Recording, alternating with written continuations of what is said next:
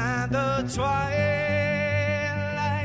lies gleaming, whose broad stripes and bright stars through the perilous fights. Oh, the ramparts we watched were so gallantly streaming, and the rockets restless, the bombs bursting in air, gave proof through the night that our flag was still there. Oh, take us that star spangled banner, yeah, wave for the land under the fray, and the home of the brave.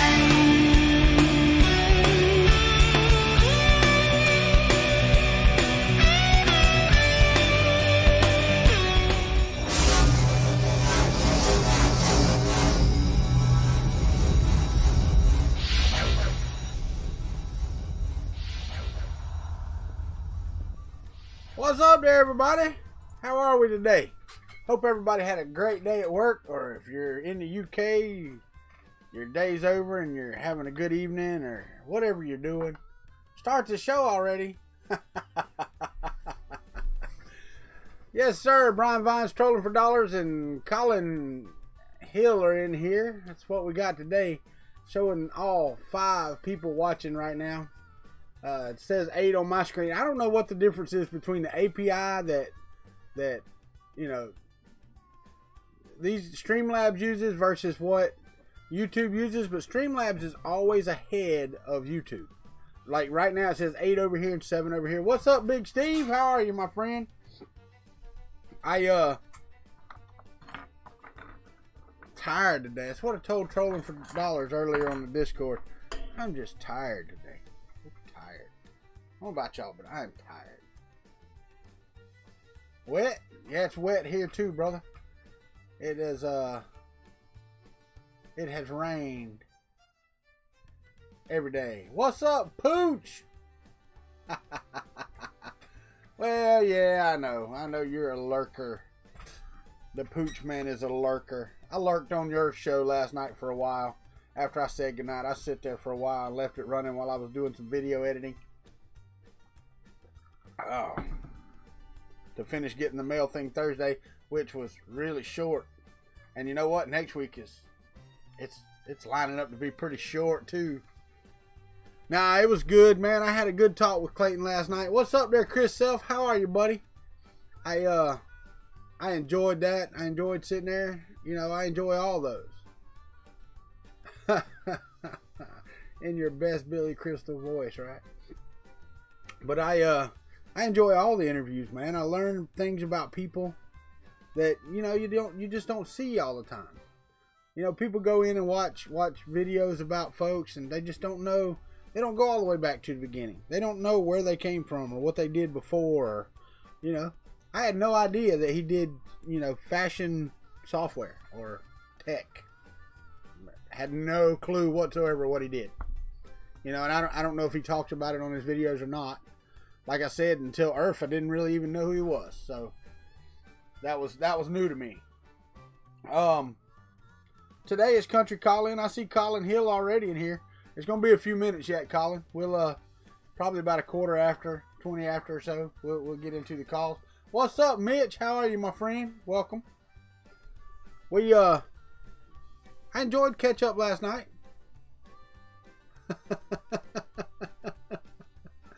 It's nice to see the way y'all are doing that now with the way you're using OBS. Now, is Pooch, does Heather run your screenshots, or are y'all in charge of that? How does that work? Do you and Travis just sit there and look pretty and she does all the work? Is that the way that is? What's up, Carl Brown? How are you? We have big news. You have big news. I have big news. I don't got any big news. Not today. Big news is over. Till, you know, like September the 5th. Or 3rd or something like that. I think it's the 3rd. Community news. Once the 3rd rolls around, it'll be fantastic. How many of y'all saw the L001 from Creality, the video that came out?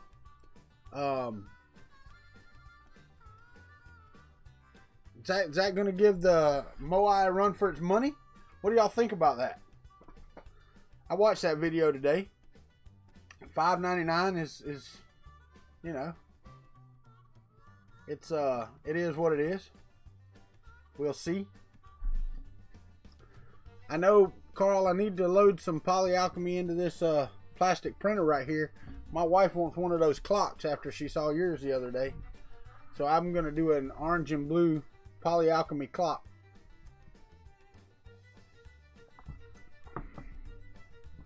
Said slow and cold, right? Make it shiny. I think that's what you said anyway. Slow and cold.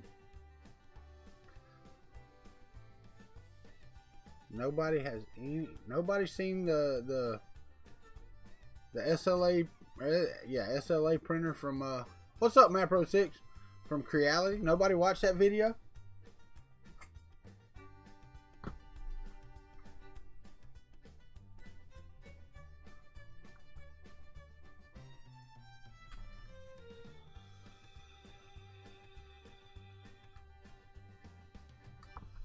I went and watched it. I mean, it's kind of like when they did not like when they did the CRX, because they did the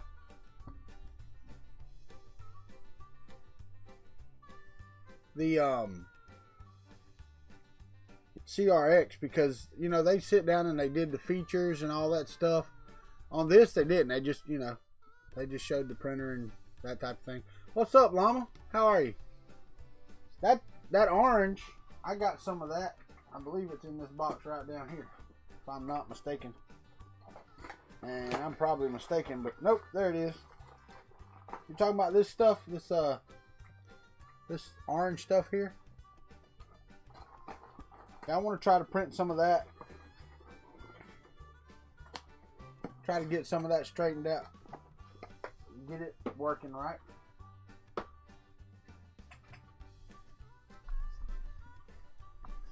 Figured the more of these I get, the bigger my display will get. It'll be like Glenn's back there.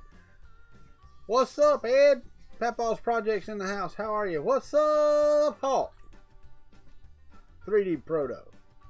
Man, that gold coin looked good, buddy.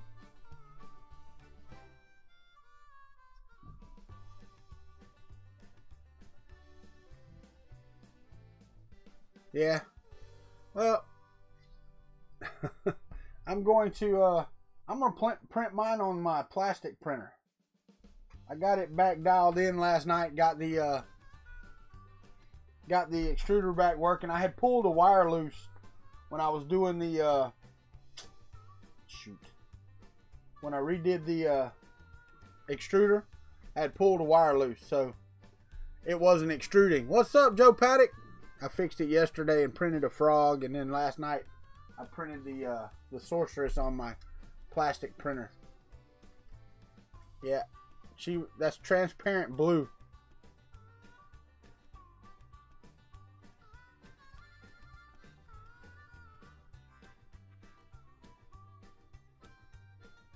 All you gotta do is get in the queue, Shane. She turned out really good. It's a regular Mark II bed. It's 210 by 250. Yeah, 210 by 250.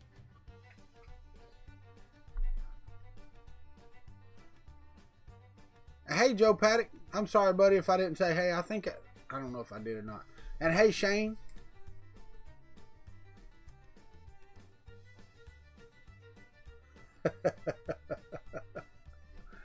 Man, if you've got Shane on chat, you're in trouble.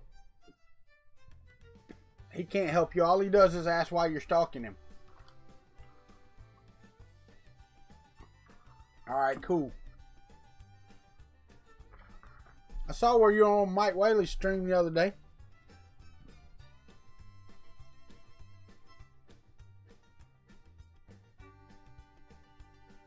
Yeah, this one's 210 by 250. I've got the 300 by 300 up there that I can do. Oh yeah, you did do that. I'm still waiting on my MMU2 with the finger.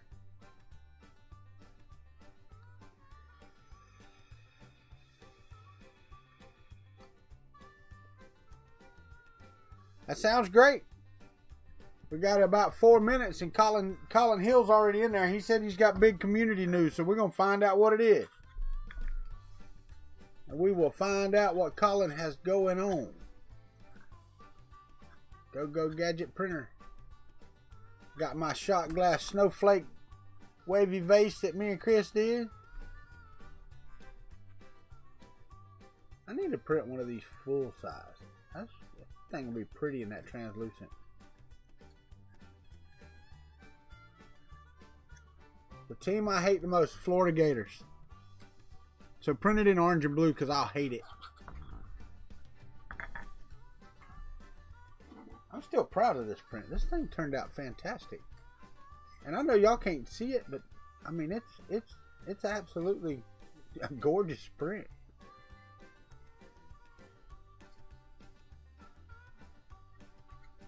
I don't know what the news is with Colin. We're gonna find out in a minute. I know, right, Carl? I don't ever get shout out. Check that out though. Check out that. I don't know. Can y'all see that? That's the infill underneath. That's so cool. That is so cool to me.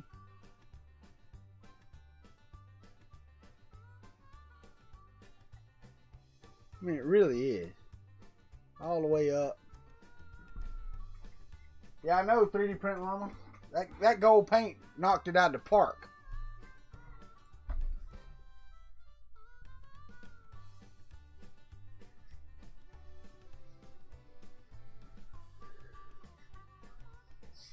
You like big butts and you cannot lie, Carl Brown.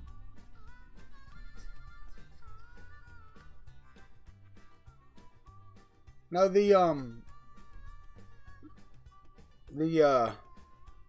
that translucent blue or semi-transparent, whatever they want to call it. What do they call it?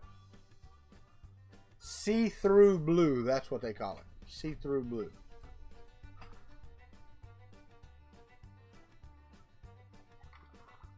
All right.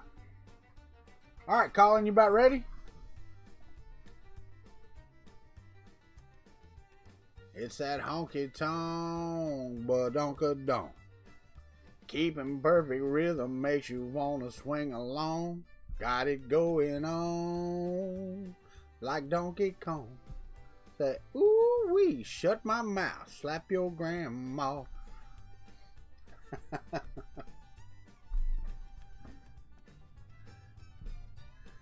OGW's girlfriend done slapped him out of her chair. Poor old boy, it ain't his fault. So hard not to stare.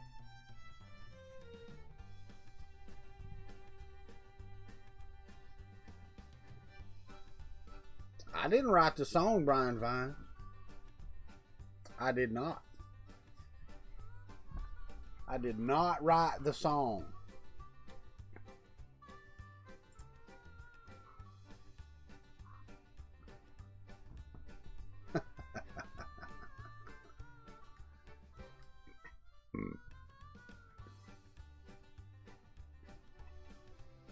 I tried printing mine really big on the TiVo Little Monster. And this is what I got, Hulk.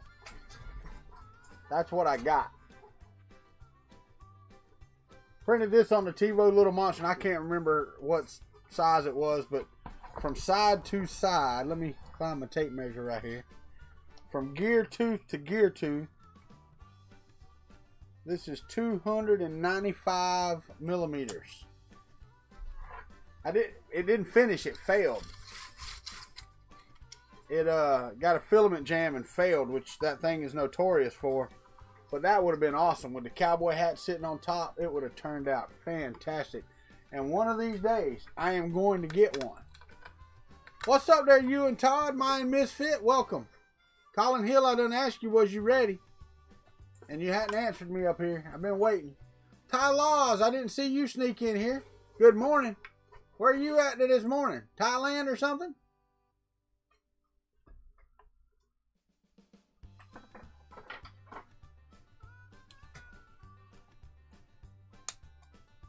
Yeah, I'll move you from queue to the other. That's why I asked you, was you ready? You got to have your YouTube off, or at least muted, because it's about 10 seconds behind. So, all right. You got your YouTube off. You ready to go? Can you hear me now? Yeah, I hear you. All right. So, all right. Let me make sure they can hear you. Hold on. I got to turn the Discord on. Make sure it's on. All right, talk. Let me see.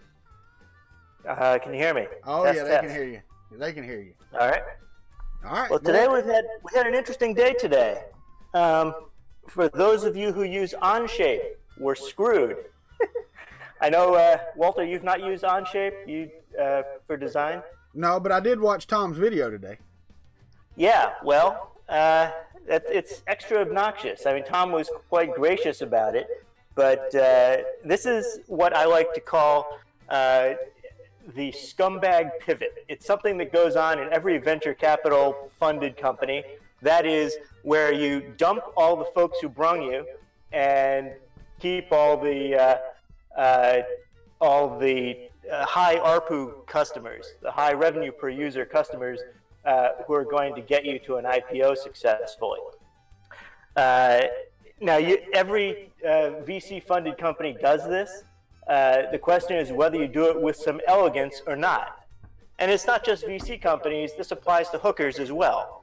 I mean, the scumbag pivot must be done elegantly, or else you end up with your face covered with schmoo, and life is not good. So there are plenty of VC-funded companies that have done this successfully without pissing off their customer base.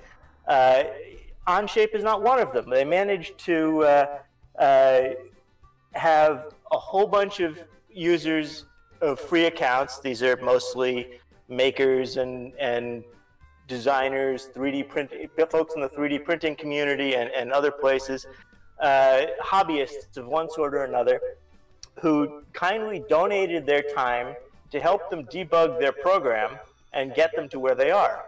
And now they're giving them giving them all the finger and misappropriating their content. So not only are you no longer allowed to use the free tier of their service if you generate any revenue of any kind from your hobby. And of course, many people do generate some revenue to try to do cost recovery on their hobby. Not only are you ineligible to use their free tier, they have misappropriated any content that you've already supplied them. That is to say, you cannot cancel your account without first agreeing to their new terms of service, which gives them unlimited non-exclusive license to any content that you supplied them, that you stored on their service to this point, where you hadn't explicitly defined some other license, some sort of open source license or other. And you can't go back and change it without first agreeing to their terms of service. Wait now. Ever since you've been using Onshape, your designs have been free and open to the public for them to take and make changes to. This is true.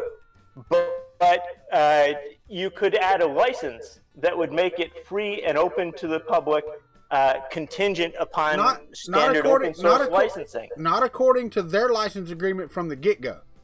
No, from the get-go, you had to make your content available to them and available to the public.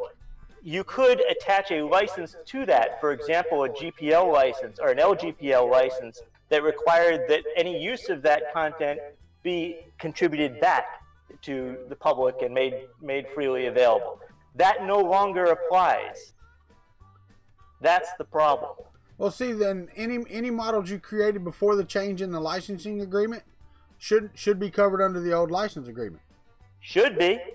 but Well, not. and I mean, really and true. If you don't the new license states that if you didn't explicitly define some other license other than the their new default license, then your work is available to them under any terms that they see fit. Anyone can use it for commercial or non-commercial purposes. Anyone can go sell it or do whatever they want with it. Okay, Which is counter to their previous position. Well, here's my thing though. You just said that you could create a license that said people couldn't use it commercially before. But if you didn't do that, you're screwed now. Yes. Okay. So that would be your fault, not theirs. And I'm Possibly just so. I'm playing devil's. The underlying problem here is I can't go back and correct my error. Well, that's true. Yeah. I understand that. And that's significantly problematic. Well, and I'm just playing devil's advocate here because I have no skin in the game. Okay, I absolutely have no money involved or skin or anything else involved. I've never used Onshape at all. So my thing is, I'm not getting mad. I wouldn't get mad at them for going to a paid model at the spur of the moment. That's been done in software for years. Oh yeah. I mean, like I said, every VC company, funded company out there goes through their scumbag pivot. That's pretty standard. Well, I mean, the question is whether you come out of it looking like a scumbag or not. Well, not even VC. Look at Plex. I used Plex for years for free. Absolutely free. And then all of a sudden, it's not free anymore. Now it's a service. They weren't VC funded. They just used, hey, you're beta testing this for us. There you go. We'll take all your information. The same thing is true of many impressive companies. Google does this. Google did this for a very long time. Yeah, Google Maps. The Google Maps API was free for almost a decade before they made it a paid service. Well, Amazon. One of the most impressive examples here would be MongoDB, which is, the company was founded specifically to produce this database, and they have an open source version. They made it available for free. They then monetized that through a cloud hosted service. Which got so big and was so successful that they recently had an IPO, and they're now Mongo on the NASDAQ. Right, and Carl brings up a good point here. How many times in life do you get to go back and fix your mistakes? I mean, really. This is true. I mean, it is what it is. You live and you learn, and you say, you know what? I was a dumbass for not doing what I should have done, and that won't bite me in the butt anymore. Myself, and here's another point that I want to point out, because they're still not going to be able to enforce what they're putting in their license agreement. I mean, ask Microsoft. Microsoft's been trying to do it for friggin' years. Okay? People are still going to go and make models and sell those models, because once I create a model and create an STL, how do they know it was made in Onshape? You know what I mean? Well, they know whether it was based on an imported file, certainly. Well, you understand what I'm saying. But do they have the money or the resources to go chasing those ghosts?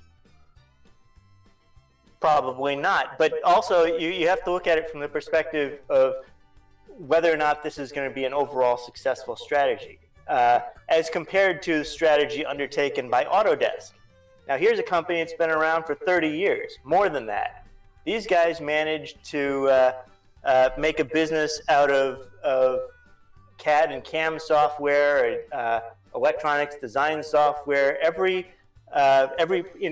process, they have software for every process management niche in manufacturing at this point, and they managed to do this successfully by not only providing all of their products for free to academia, but also providing all of their products for free, virtually all of their products for free, to anyone for commercial or non-commercial use, provided that you're generating less than 100 grand in revenue. Now, see, that's not always the case, because I remember Autodesk, AutoCAD in the 90s.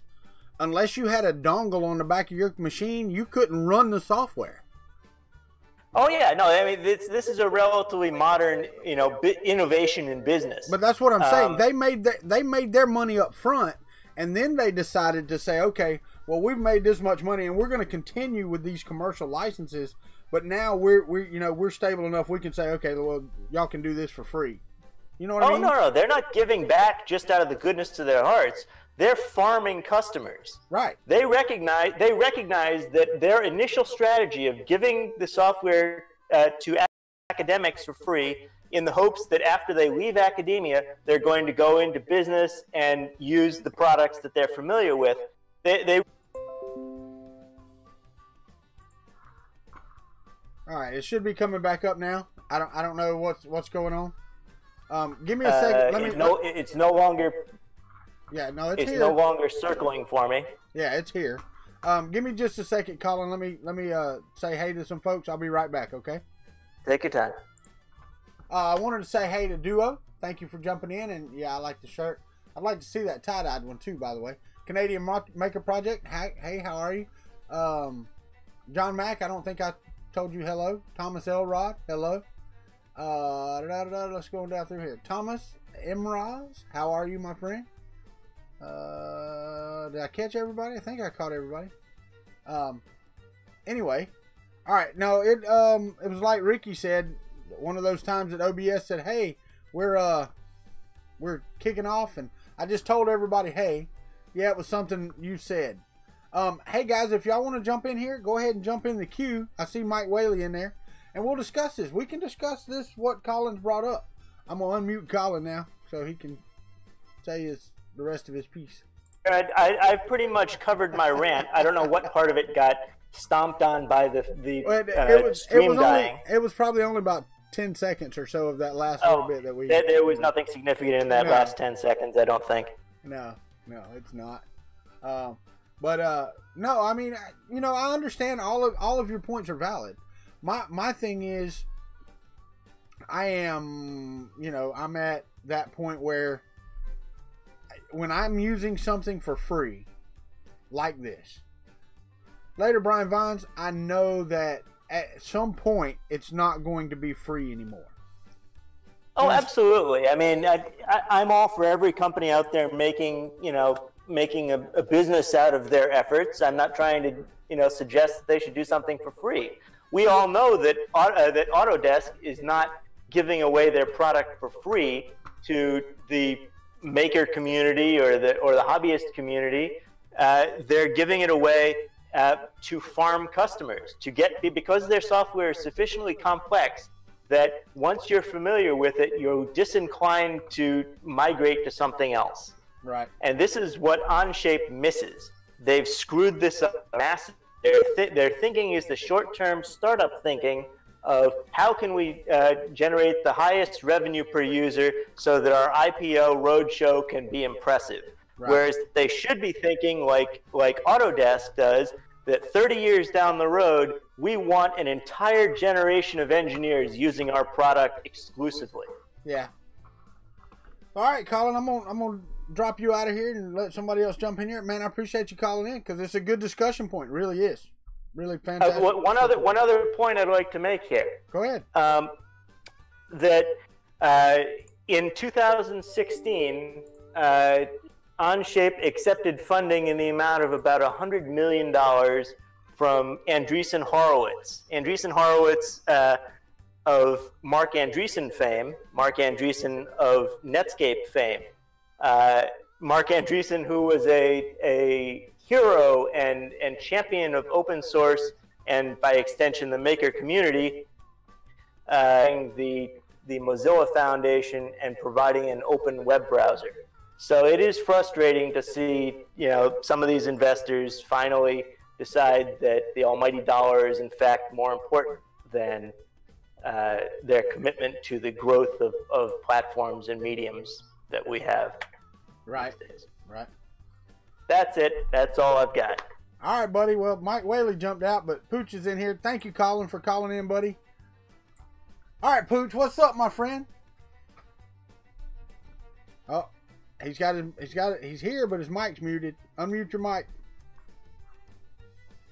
I don't have you muted, so it's you. Oh, Lord. I got a lot. Wait. There he is. You got me? Yeah, I got you. Hold on, I gotta mute you on YouTube now, though. What's that? I gotta mute the YouTube stream now. Yes, you do, or you'll be jacked up. I'll be jacked up. What's going on, man? Nothing, buddy. How are you? This Discord thing all you young kids are doing these days. Hey, man. You know, once Scalda YT, he's on here. He's the headmaster of my Discord, dude, and I mean he runs it like it's a business, dude. It is awesome. It works great. I gotta say, I'm totally new to it. You know, I'd seen a couple Twitch streamers talking about it, and I said I gotta see what this is all about. So I figured out how to get to you. So that's saying something. Right. Yeah, I mean even old folks can figure stuff out, right? Yeah, old farts like me, man. If we can figure it out, it's good. So I just got back from 4 hours of being on the road, driving to Reno from here. It's 2 hours up, 2 hours back, getting a bunch of empty spools that I'm going to put some filament on. Really? Are you? Not, Go ahead. I'm not cut out for trucking. Me neither. Not anymore. Not anymore. You are going to, you're spooling up your own filament, or what you doing? Oh, no. See, I import the spools because I like my fancy clear spools. You know, I'm fancy like that, and so I get the clear ones, and then I do my own labeling, and then I send them off to get spooled up. So I brought in a couple thousand of them, you know, months and months and months ago, and they've been just sitting in the warehouse. And so I'm finally, I think I mentioned to you, you know, when we were talking on the stream the other day that IC3D and I are going to partner up on some stuff. And so I'm sending them off some stuff. So I got to get it labeled and off to them. So that was kind of the impetus of this trip.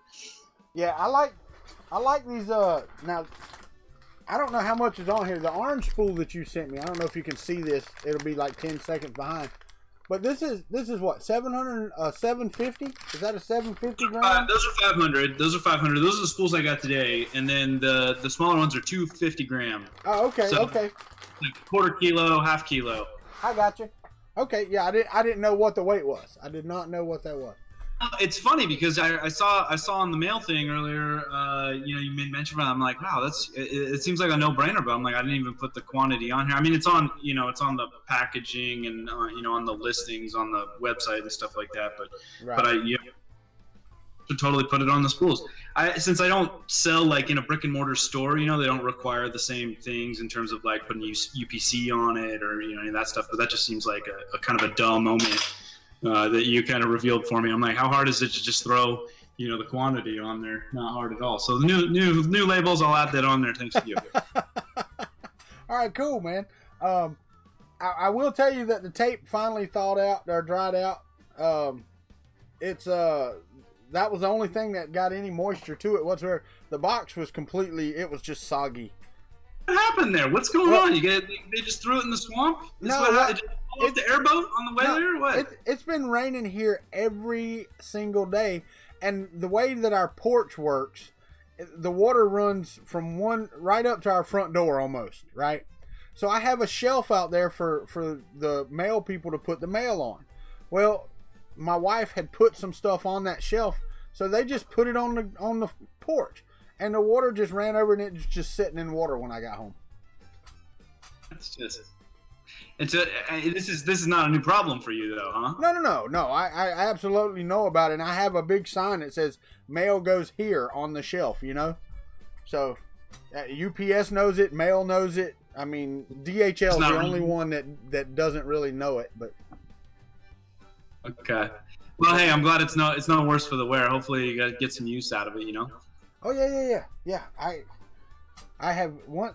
I promise I am going to clean up this friggin' room, and then I'm going to get to all those things. You know how it is. I'm going to do that. You don't have to tell me every 6 months.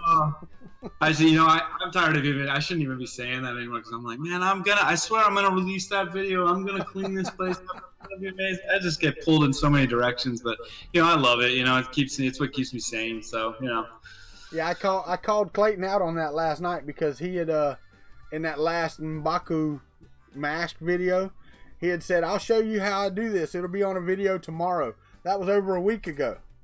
Oh yeah. I'm like, Clayton's notorious for it too.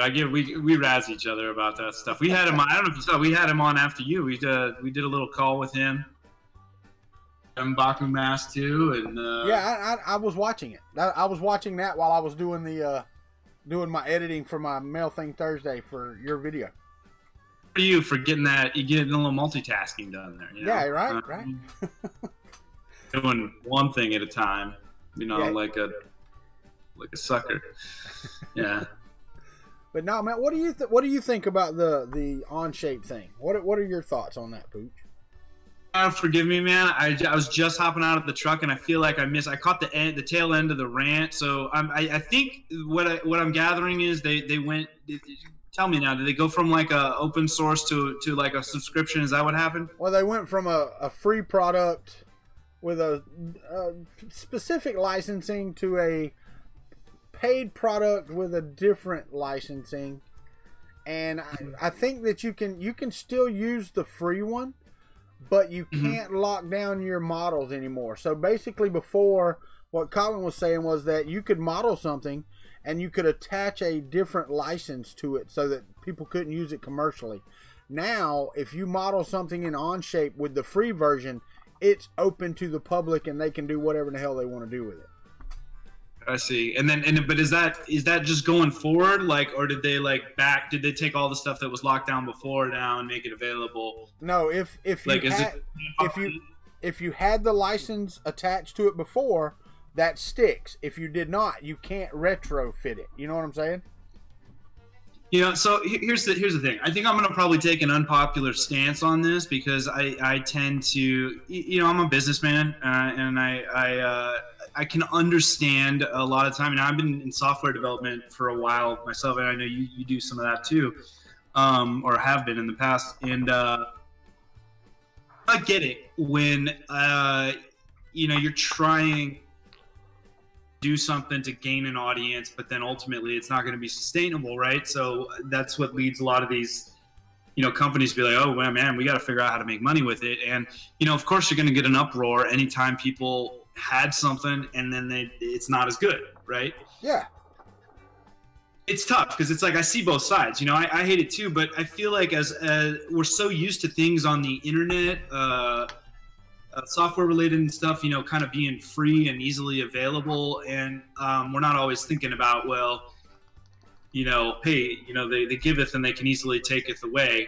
I did catch a piece about how the model where it's like you're beta testing, or a lot of companies try to set that expectation, but it's tough. I mean, I see both sides, and like it doesn't do anybody any good if On-Shape can't stay in business and then the system all goes down, right? So right. No. So I don't know. They're a bigger entity, right? And so I'm sure a lot of people are going to be like, whose pockets is this lining?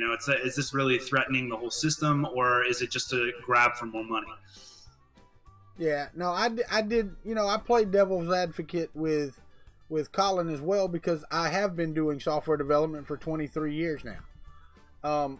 I understand exactly that. You get beta testers out there, or you put your product out there for free so that you can work all the bugs out, so that when you're done, you have a viable commercial product. And yes, they're still leaving a free version, but they're saying, if you use this, your models are ours, not yours. Yeah, I mean, I want to say it is what it is. I get it though. It's like they're trying to entice people to get to that upgraded package, right? And I mean, oh yeah, the thing, a lot of these companies think, hey, I'll release this software, will build up an audience, You know, I don't know if this was the plan the whole time, or if they started to realize, hey, not as many people are going for that premium stuff, and so we're going to have to start, you know, giving them that stick instead of the carrot, you know, for the upgrade. You know, that because it's tied to, like, you know, rights and personal creation, like, I can see why that's a more sensitive, you know, piece. And I don't know what other options. I mean, there's other options where you can share your, you know, your stuff, but it's just crummy when you feel like it flips the script on you like that. Well, no, and I get that, but the problem, yeah, and Colin said now they have it so that you have to agree to their terms, or you can't even delete your account. So basically, That's you know, not cool. Yeah, I don't like that. Yeah, I don't like that either.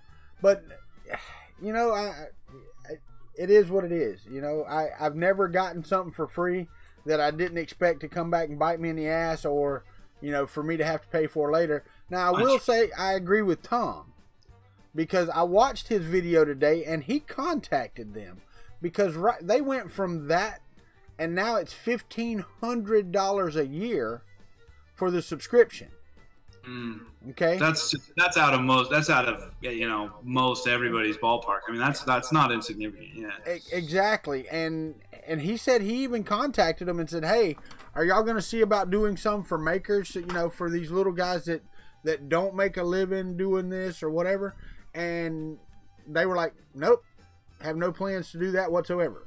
You know, I gotta say, the internet is just ripe with you know, cautionary tales, like of companies that got a little too big for their britches. I mean, like, what happened to MySpace? What happened to Friendster? You know, what happened to a lot of these big entities that are like, okay, we're starting out, we're big, and then you know, it's a fickle place, right? So there's always somebody else that's going to come along and do it better. And so Onshape is really running a risk here of losing in a big way.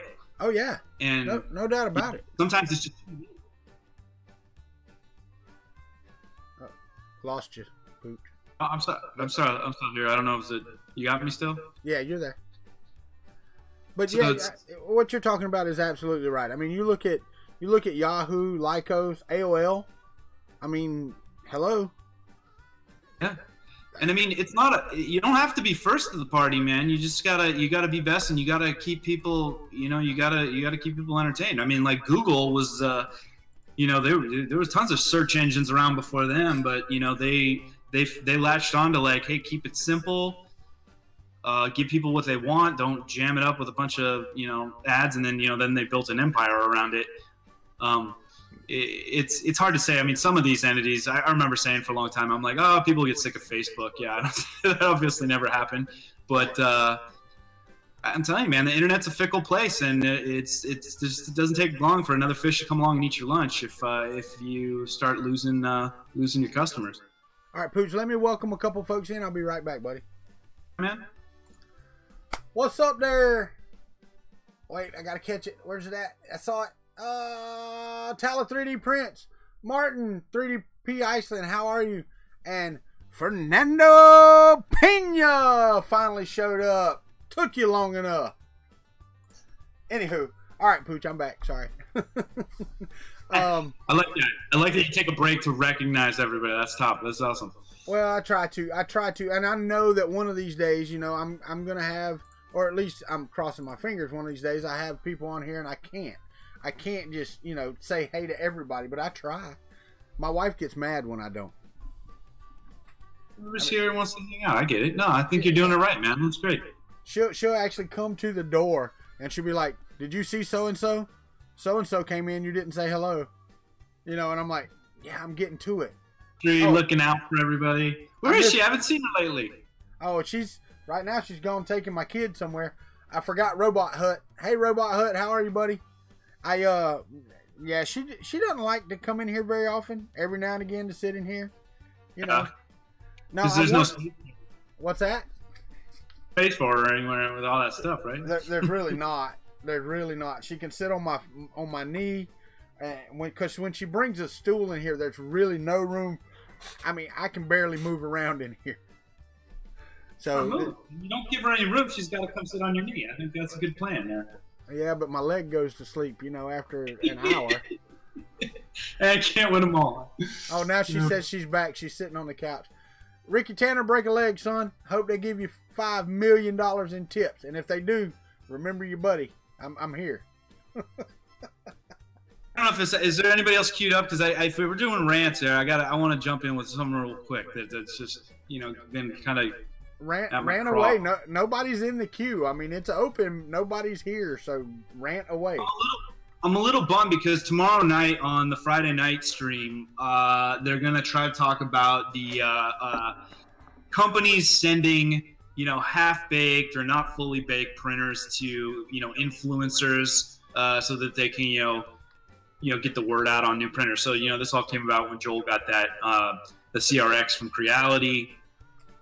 Mary's got one too, and they had decidedly different takes on them, but it's because their audiences, I think, are decidedly different. Right. But anyway, I find this an interesting because I know it's been the way for a long time. I feel like there's always this race, by these companies, like, we've got to get this next one out and we got to get it in front of people so they can see it. And to Joel's point, he's like, well, don't send me something if it's not really going to be what the public sees. Like, I'm not looking to review something and then just necessarily give you feedback. Like, or if they presented it that way. Right. Now Neri's got it and he's like, hey, this is great. If you just do this, this, and this, it's a perfect printer. And he's willing, to tinker with it. And some people are, right? So it's all about what your expectation is, right, around it. So I don't know what your thoughts are on it. Well, my thoughts are this, okay? Joel and him are also in the position to say, no, if this is not a production model, I'm not going to look at it. I'm really not. If Creality, because they contacted me and said, hey, would you be willing to do a video on the CRX and the CR20? I said, sure. But I haven't gotten it yet. Had they sent me the ones that Joel and him sent, I really hadn't even looked at it. I didn't know that much about the CRX. So I would have looked at it and said, oh, well, it's a CR10 with 2 heads on it. Okay, cool. I'll try to figure it out. I'd have fussed the same way they did, but I wouldn't have been mad about it, I don't know how much of that is, Joel just want to have something maybe a little bit confrontational to talk about, or but I think he raises a good point. Well, if you he does, and I'll tell you this, Joel. I don't think Joel wants the confrontational talk. That's for sure not what he wants. I think that Joel is busy, a lot busier than I am, or say Nery's is. Joel has a lot more to do than sit there and play with a half-baked printer. I think that's where that come from. You understand what I mean? Because if you go back if you go back and you watch some of Joel's old videos, he said stuff about, and I'm talking, a year and a half ago, when people were starting to send him stuff, he would do the review and he'd be like, well, I don't like this and I don't like this. Now it's to the point where he's got so much to do that he's doing them a favor. You know what I mean?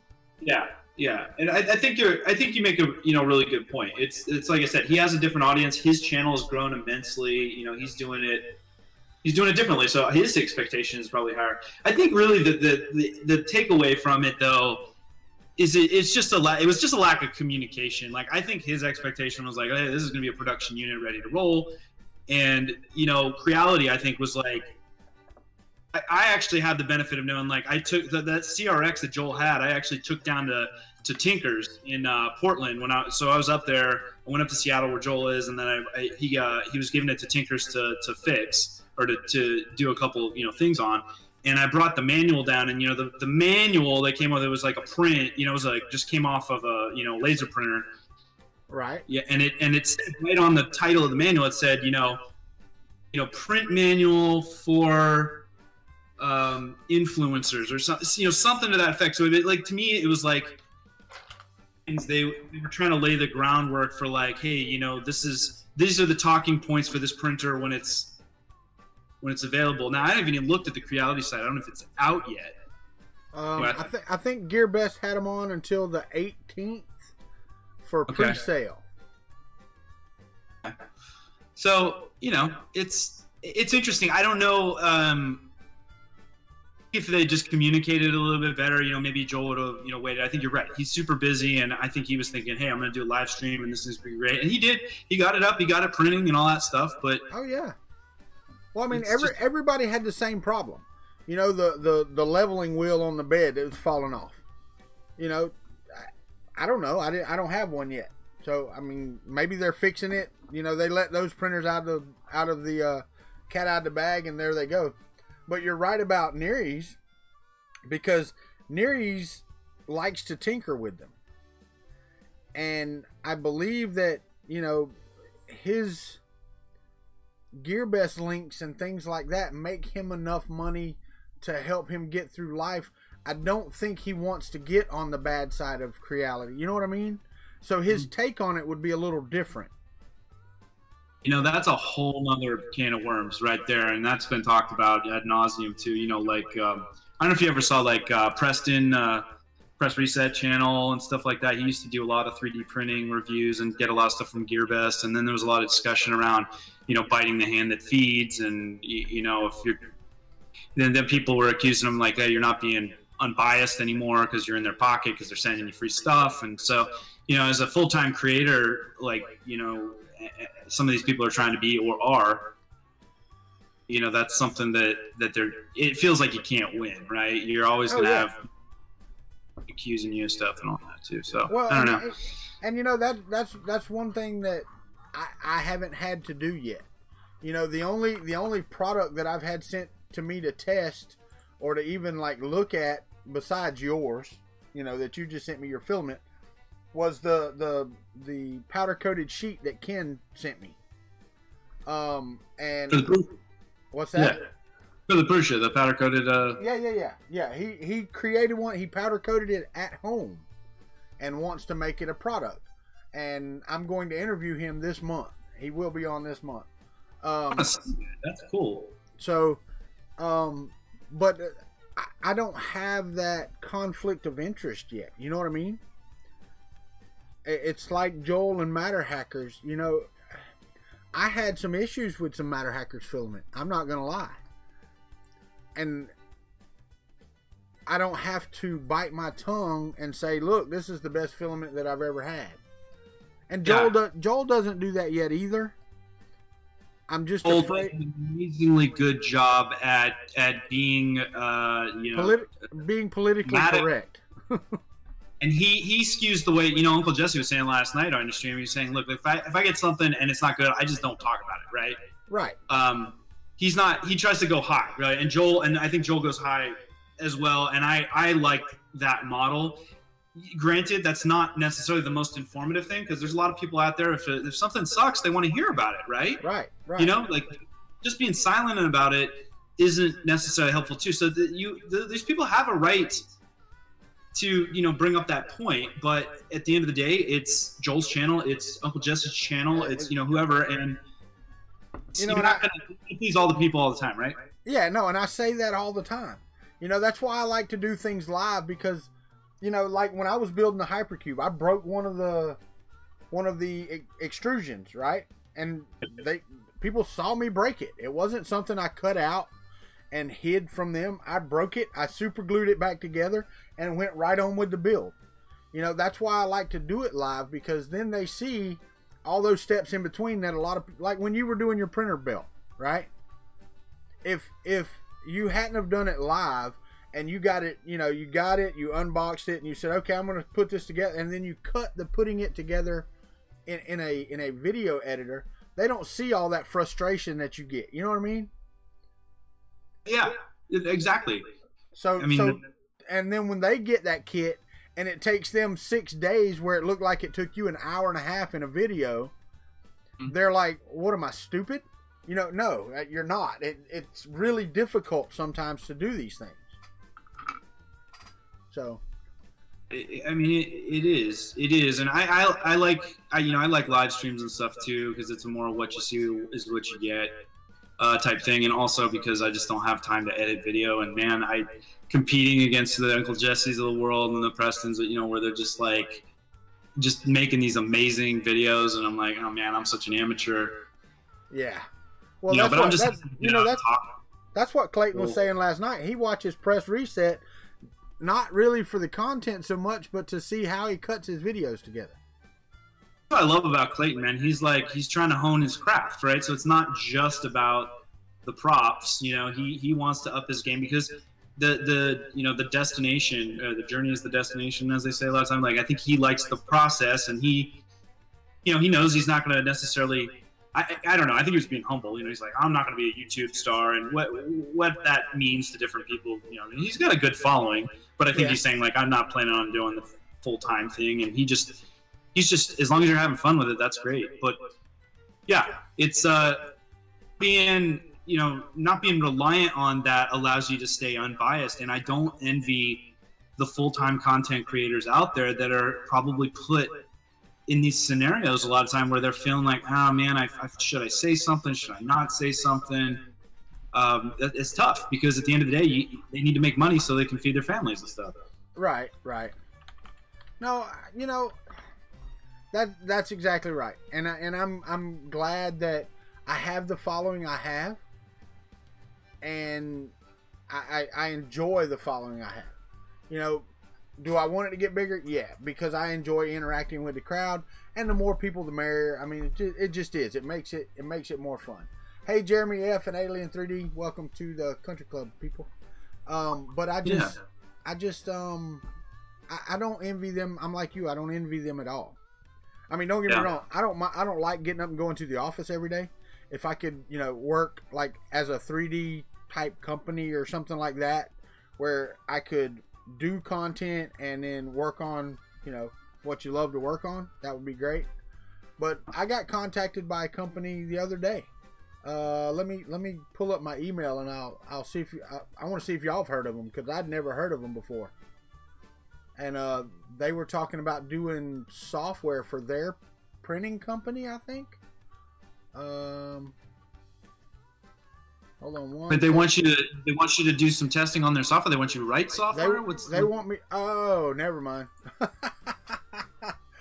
You'll never guess who it was. I think James from Print and Play and all were talking about him today in that chat. And good. Oh, who was it in there? That Kickstarter.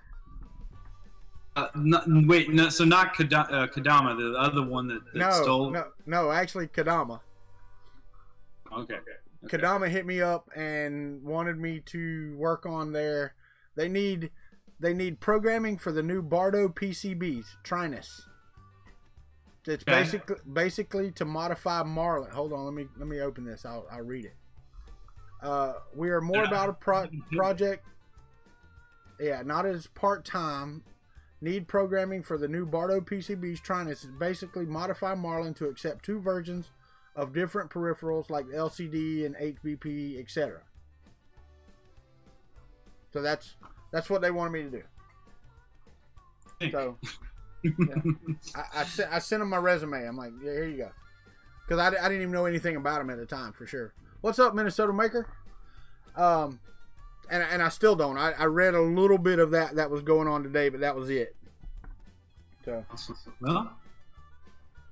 I do have a question for you though. You know, because we did your interview the other night, and your Repcord business is starting to move. Is that something that you're looking for making full time? Not YouTube, but that business.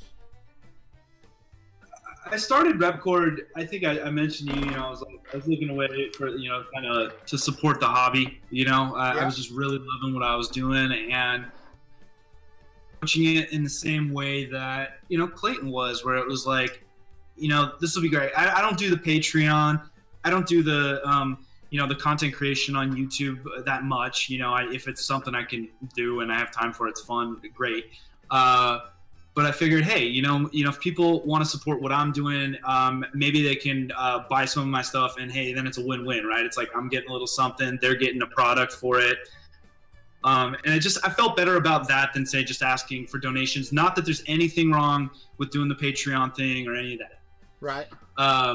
But that was just, that was just my take. And in part it was me too. Like I wanted to get in on Amazon, see what that was about. Cause I think I told you I was doing a lot of e-commerce. Yeah. firsthand experience with what that was all about, and just, you know, kind of see. But this isn't something you can really just dip your toe in. I'm learning it's like, if you really, you know, if you want to be successful with something, you got to be, you know, focused and committed and all that. And I was going through a lot of personal stuff in my life and whatnot, so I was just kind of in this like weird limbo for a long time. Right. Came out and back into the light, you know, the last couple of months, and then I just been hitting the ground running and establishing, you know, some really great relationships with people, starting the reselling channels. You know, partnering with Travis on some stuff, and just really saying like, you know what, I'm gonna go for it. I'm passionate about it. I love it.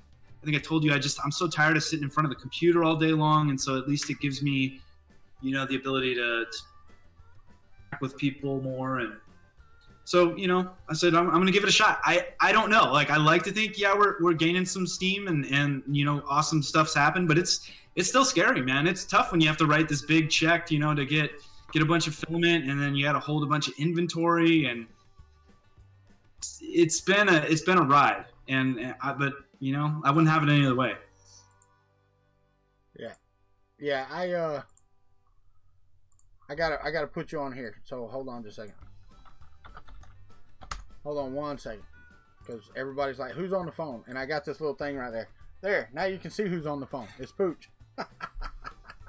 But hey, let me tell them real quick.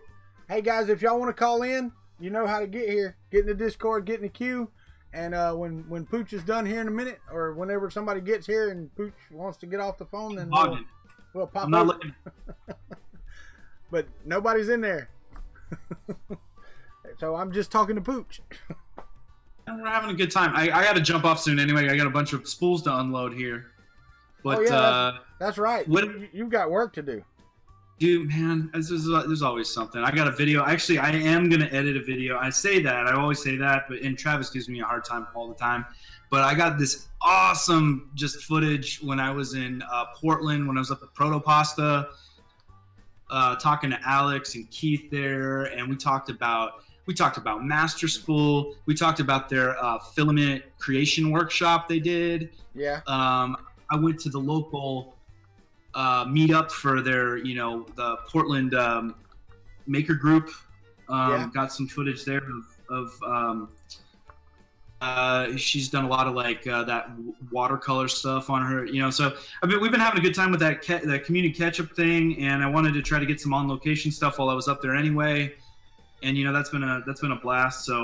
So my goal for tonight is to get a rep cord manual out the door, so that these things are all ready to ship. The rep box manual, and then get this video edited. And you know, I think I would keep it straight. I want it to be as what you get from them, but it was a good interview. Yeah, the end of this month, or you know, middle of next month or something, I'm gonna have to get me one of those rep boxes, especially with the MMU2 coming out. I'm gonna need one. If you get your hands on it and see what you think, because I want that thing to speak for itself. You know, I always feel, you know, not unsure about how to get the word out. I don't have a big advertising budget or any of that stuff, so it's all about, you know, getting the people that are printing every day and see what they think of it. You know. Well, you know, if you send me a couple of graphics and about 3 or 4 taglines, I have these little. If you watch the YouTube thing here, I've got these little spinners that go up top. I can put you in the mix for these. You know that, right? Yeah, you got your ad banner. No, that's not something Nightbat's doing. That's you doing that, huh? That's me. Yeah. Yeah, no, I've got that, and I've got, you know, down here at the bottom, I've got mine. You know, give us a thumbs up and stuff like that. But I've got the ads that I can spin up at the top, and so you know, you're welcome. You're welcome to that space. There's no charge for that ad space. You know that, right? Oh, hey, that's awesome. That's good to know, man. Yeah, Shane from Prusa just said I'm never getting an MMU2. I'm delusional. I got an order in a while ago, but I suspect, you know, I wasn't expecting anything for quite some time. I was probably late to that party too, but I'm interested in seeing what that's going to be like. I mean, I've been really excited, you know, just talking to Michael Prusa and you know, the gang at the various maker fairs and stuff like that. So it seems brilliant the way they hopefully it'll be anything in the wild soon. Well, I'm hoping that it performs up to snuff. You know what I mean? And I think that's why they keep pushing it off, because they don't want to release it to the wild like they did the MMU1, because they released that and it worked, but it wasn't right. You know what I mean? Yep. You know, and them going more like the Mosaic palette, and it's different, completely different way it works, and it's not the same. But them going that route, I think, is a much better idea for the 2 versus what the 1 was. So. No, I agree, and I mean that's what we were talking about earlier. You know, there's this rush. You know, you want to get to market with something new and unique, so you can have a little time in there without a lot of people competing with you and all that stuff. But then, if the quality control suffers, or if you're not doing enough, you know, R&D around it, it's you know. Later, Mayan. Have a good night, sir. But you know, I bought it knowing it was going to be a while. You know, I was more upset with the weight on the MK3 than I am the MMU2. Yeah. So. Let me ask you something real quick. Have you ever backed a Kickstarter before? You done a lot of Kickstarters? No. I've looked at several. The only one that I've ever even really considered backing so far, and don't get me wrong, I understand the printer Kickstarters and stuff like that. I haven't looked at a bunch of them. Until Chris Lane's Kickstarter, I really hadn't even looked at a 3D printing Kickstarter at all. And I still haven't backed his yet. I'm still catching up on bills from being out of work. So I haven't backed anything. But there was one that, what was it? The touchscreen, the cell phone on your arm. I don't know if you ever saw that. Like a Pip-Boy from... No, it was like a band you wore, and it had a projector that projected your phone screen out onto your arm, and you could use your arm like a touch screen. I hadn't seen that. That sounds amazing. Yeah, no, it was really cool. I mean, it never went anywhere, but it was one that I was actually watching because they were actually planning to do it, and I think they ran into more hurdles than they thought they were going to. Is the way they say that in the 3D printing space, the 3D printing Kickstarter space, there's more failed Kickstarters in 3D printing than like any other category or something like that. Yeah. Because I think so many people get a kit and they put one together and they think, oh man, I could make a printer, and then they get on and didn't realize, man, it's not so much about making the printer, it's about making 1,000 printers and, you know, learning about supply chain and sourcing materials and, you know, all this stuff that just is not glamorous and sexy, you know, and fun that, you know, like gets people into Kickstarter sometimes. So I don't know, I can't speak for everyone, but I think the takeaway on Kickstarters a lot of times is that it's not a pre-order system. Like I think a lot of people look at it as like a pre-order system. You have to look at it as like you're an angel investor. I think right. I think Joel, let's steal that from Joel. He was chatting about that a little bit earlier on our private Twitter chat. Yeah, but yeah. He's absolutely right about that, and you know, it's just setting expectations. I can see why people want to try to fundraise that way, because it takes a lot more money and a lot more time than you think it's going to take to get a product off the ground. Oh, no doubt. But here, my one thing that I disagree with on that is that when you say, you know, if we reach $200,000 or $2 million or whatever, we're going to start delivering printers. Well, when you don't deliver printers, then, you know, shame on you. I understand it's not a pre-order. Yeah. But if you, and I know there are failed investments all the time, right? But building a 3D printer, like you said, is harder than they think, but it's not that hard. They could deliver a little less sometimes than what they actually promise all the way. You know what I mean? Yeah, they could. I mean, I understand, you know. Something. So my assumption, though, is that you don't get the money unless you meet the goal, right? Like you say, I need this much, and then you're on the hook to deliver your rewards. Is that not the case? That is the case. That's what I'm saying. All these people talking about failed Kickstarters, do they even take your money before they reach their goal? I've never done it, so I don't know. Maybe somebody in the chat. And so I'm not sure who this is. I think this is the guy that was on the phone before me, but he's saying Kickstarter isn't even remotely akin to an angel investing platform. So I don't know what you would call it then. But I think the point that it's not a pre-order like expect to get, if you sponsor this you're going to get product all the time. Like, and I think a lot of people look at it that way. So you can call it what you will. It is crowdsourcing. It's trying to fund that way. But, right. Well, they said you do get the money before it funds or before it finishes. But I thought that was specifically why people did GoFundMe versus Kickstarter, because Kickstarter was, yeah, see, they only take your money if the Kickstarter meets its goal. That's what Josh from Alien 3D just said. GoFundMe is different. You get all of that money regardless of how much you get of your goal. like a donation thing. Like we were talking about kickstarting. Yeah. Right. That would be shady if they were giving out money and then you never, because people would just totally take advantage of that. So. Right. Well, speaking anyway, you got someone in the queue here, and I gotta hop off. Yeah. Speaking of GoFundMe's, the link to my daughter's GoFundMe's in the description below. Pooch, thank you for being on here, buddy. Hey, Walter, it's always good to talk to you, buddy. Hey, I'm doing this every Thursday. It's going to be a call-in Thursday every Thursday. The format, man. I love what you're doing. Keep up the good work, man. I love it. All right, brother. Take it easy, man. Okay. See ya.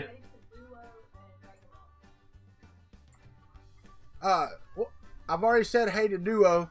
What's up there, Dragon Monk? How are you, buddy? Jeremy F., I missed you earlier, so there you are. You ready, City? You got your YouTube muted? And thank you again, Pooch. Sorry, I did get you? All right, cool. He's what? No. Hold on. Okay. Ron's all good. We got the Canadian Maker Project in here now. What's up, brother? How you doing, man? How's everything been for you over there? It's been great, buddy. Well, that's good to hear. So, clarify a few things about Kickstarter versus Indiegogo versus GoFundMe.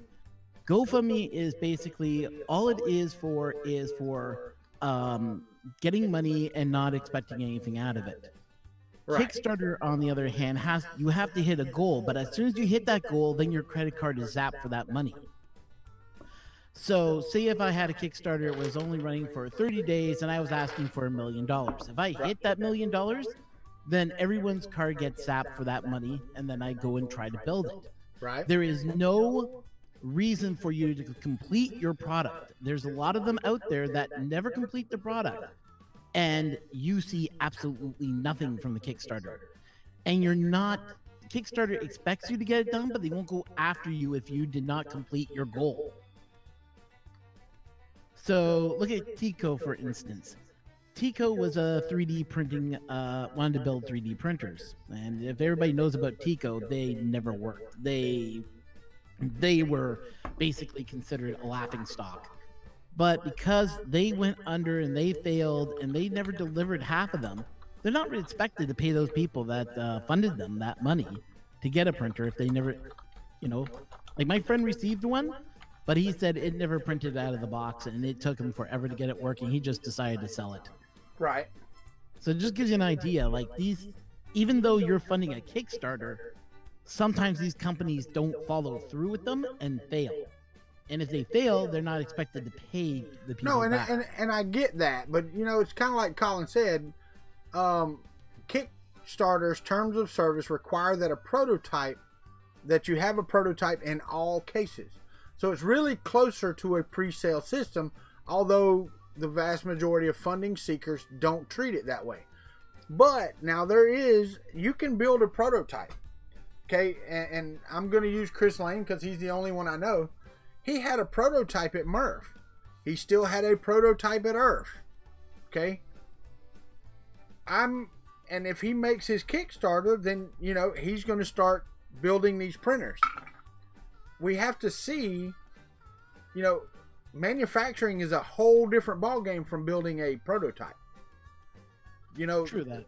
A lot of people go into this, like Pooch said, hey, I can build a printer. Hell, I can print a printer.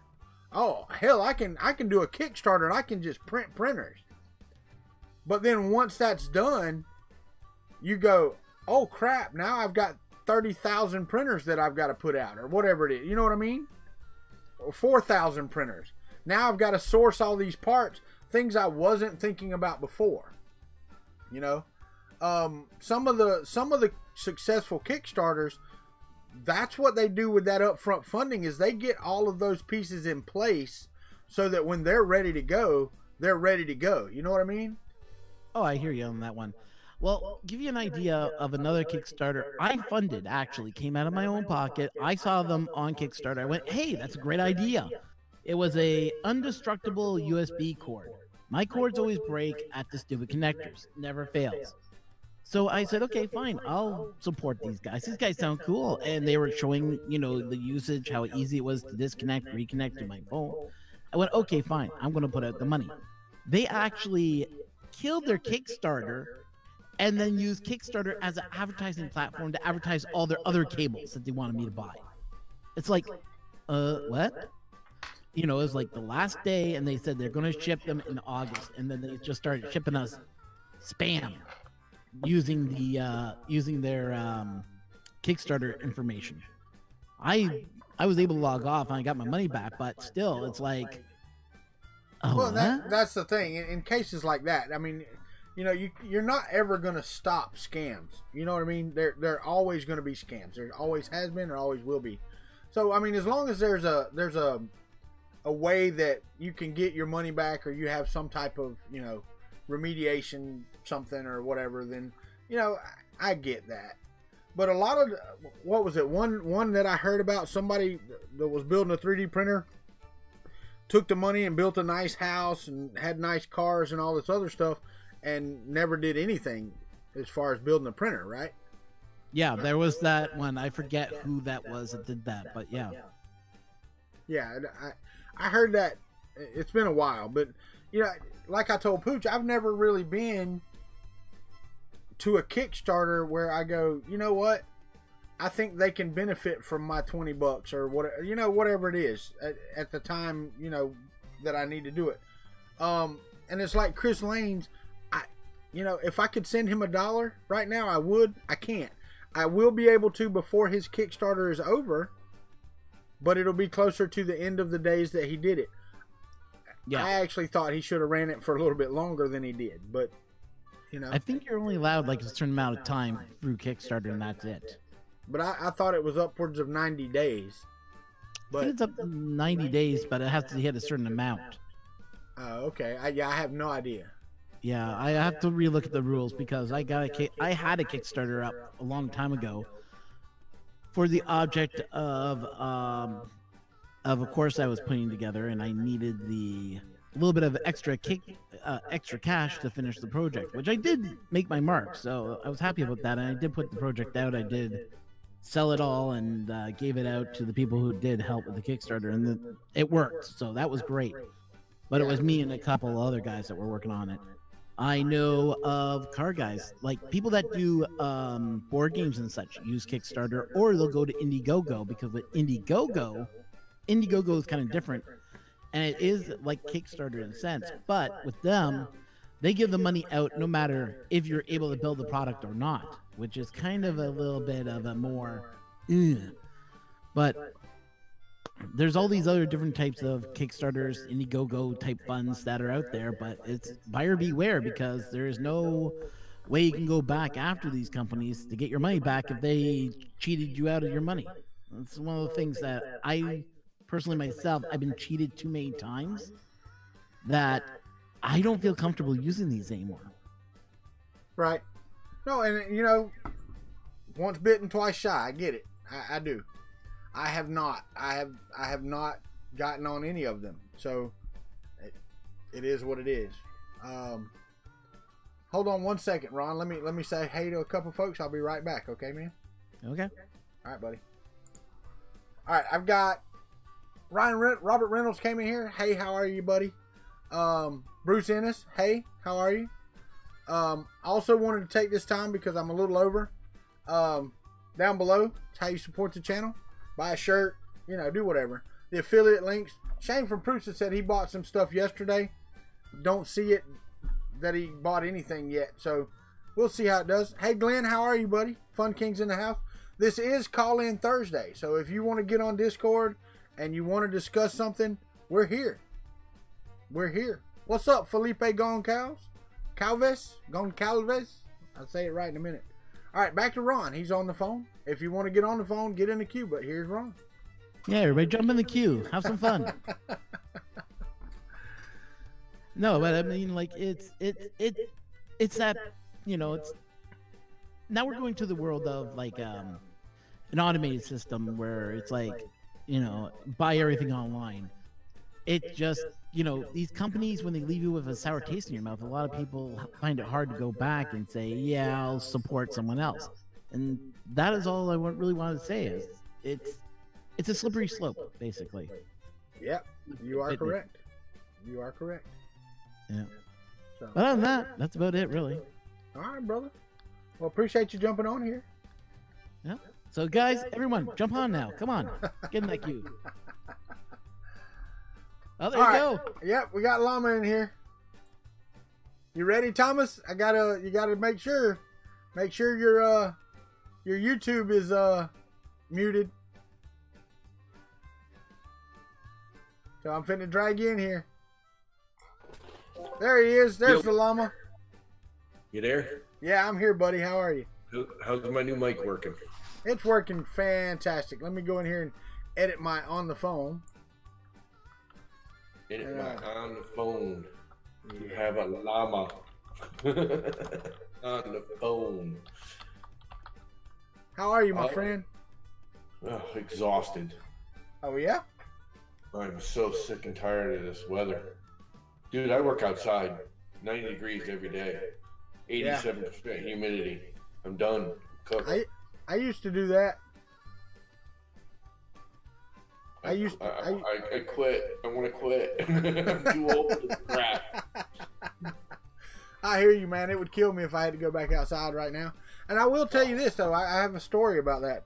My uncle, who is 6 years older than me, so he's what? He either is or will be 52. What's up, Dragon Monk? I don't think I told you hey earlier. Yeah, I did. My wife told me to. But he had a heart attack, I don't know, probably 4 or 5 months ago now. And they had to do bypass surgery on him. Well, he was out of work, you know, for whatever it was to get it done. Well, then he went back and they started writing him up for, you know, just minor crap, trying to get rid of him, right? Yeah. So he went looking for a job, and the only job he could find was surveying. So now he's out at, 52 years old. He's out in the heat after being in an office for God knows how long now. And just having had bypass surgery, he's going out and, cutting through the woods to survey and all this other stuff. And it kicked his butt for a little bit. It's kicking my butt, and I've been doing it for I'm 54, so. Yeah. Yeah. Freaking old. I got to answer trolling for dollars. Okay. How I got the name Llama is because my last name is Lamarine, and I'm the last of 5 children. So by the time I got to high school, the lammies, the lammy pies, the lamb chops had all been taken. And one of my friends one day, we were partying, to put it politely. Right. I was not a good child. Came up with Llama. He just called me, he called me Llama something, and I won't say that on a public channel, but he called me a Llama thing.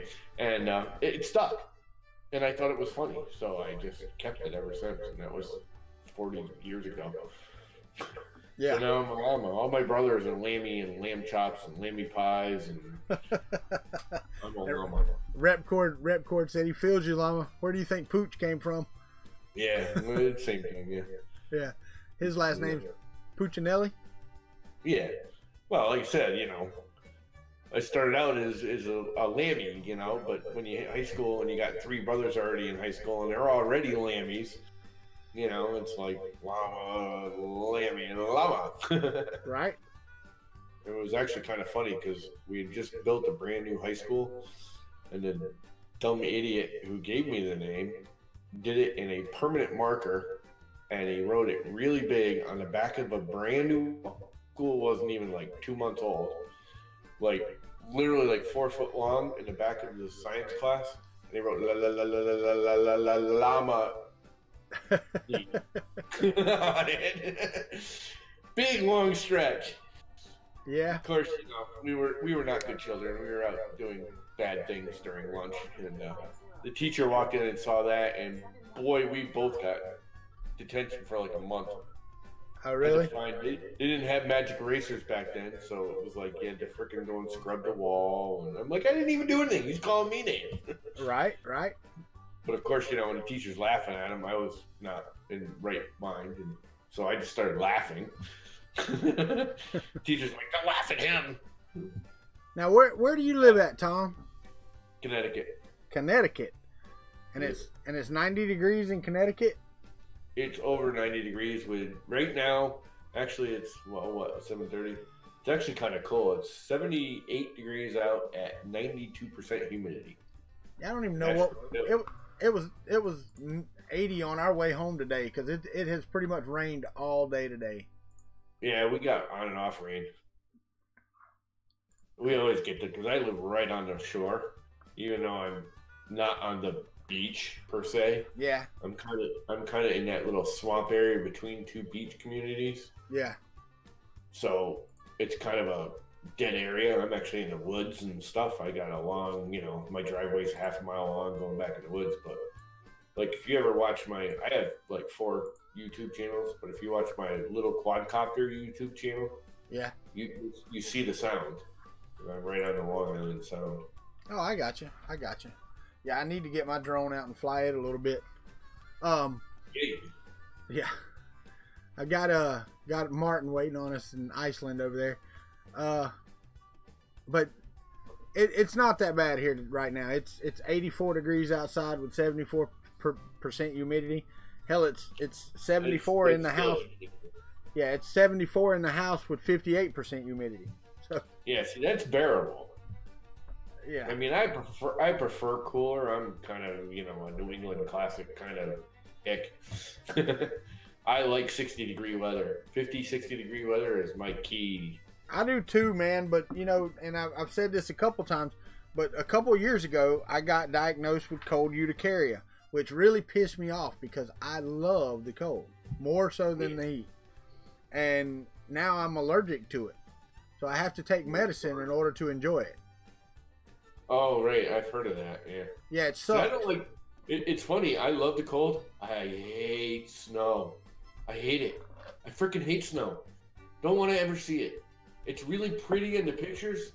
The minute you got to walk out in that crap and shovel it, I don't ever want to see it again. My biggest thing about snow is not the snow itself. It's the aftermath when the snow is starting to melt. Yeah.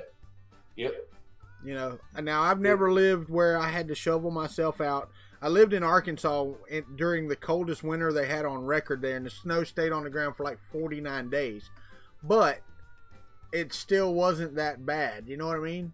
But when it started to melt, it was just a muddy mess. Yeah, they call it smudge. It's called smudge. Yeah. Muddy snow, smudge. But no, I'm like you. I enjoy the snow. It's pretty, but yeah, I don't want to be where it snows every year. No. Yeah. And I don't even mind it when it's falling. And I actually like it. The first snowfall of the year is actually not bad because it usually falls and it looks all pretty. And by the next day, it's gone. It usually melts overnight. Yeah. Shawna said it's 86 there with 69% humidity. Wind must be blowing pretty good in Sarasota for it to only be 69%. Yeah, Hills TT. I do have a long driveway. we barely ever plow it because it's a dirt driveway. Yeah. So the good thing about the one good thing about the snow is it actually levels the driveway. We very seldom plow it unless it's like a foot of snow. You just drive it. It actually smooths the driveway out. Right. All right, Tom. Well, I'm gonna get off of here and get Martin on because he'll probably be the last. Maybe one more if somebody else wants to jump in, but we'll see. Yeah, perfect timing because my pizza just came. All right, brother. Have a good one. See you, man. All right, Martin. Are you ready? You got your YouTube muted, ready to go? Because I don't want to drop you in here with your YouTube on. Because people get confused when they're starting that. What's up, Martin? Yeah, here you are. Yeah. Yeah, now I got it. I muted the YouTube thing right away. All right, cool. Yeah. So what's Yeah, going on? Yeah, just fine. I'm printing away prints for like 4 videos on my channel, but I just joined in. I noticed you and Poots were talking about the printers sent to makers, like a pre-production units and that. Yeah. I didn't catch the beginning of it, but I just want to jump in and say we are going to have that as a topic on the Friday Hangout stream tomorrow. Yeah. So That's what he was talking about. He was actually that's what he was referring to. Yeah. Okay. So I just wanted to make that point that will be the subject tomorrow. Yeah. No. So, and you're hosting now. Is this the new European hangout, or are you just hosting the regular Friday night hangout? yeah, the regular one. Okay. Tomorrow. Okay. Then the week after, I'm gonna host the European one. That one is in a better time slot for me. I don't have to wake up for Right. middle of the night. Now, what time are y'all going to do that one for us in the U.S. that might want to catch it?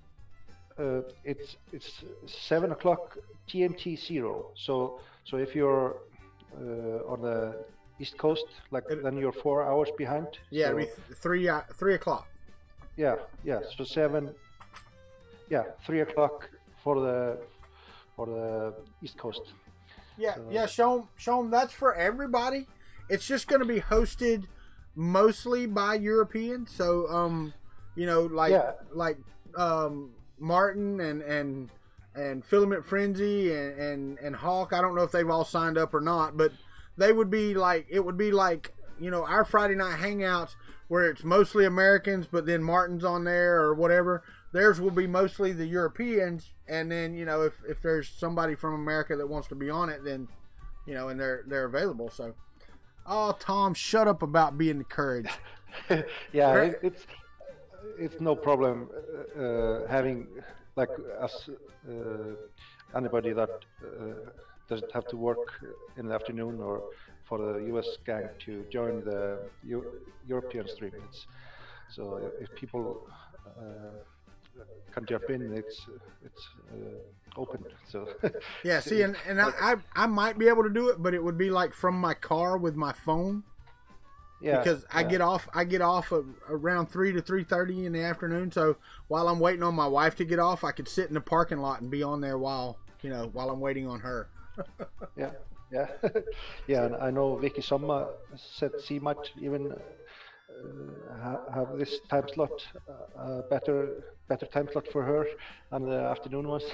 Yeah, So yeah, because it starts normally at 10 o'clock at your yeah. time. It's too late for me.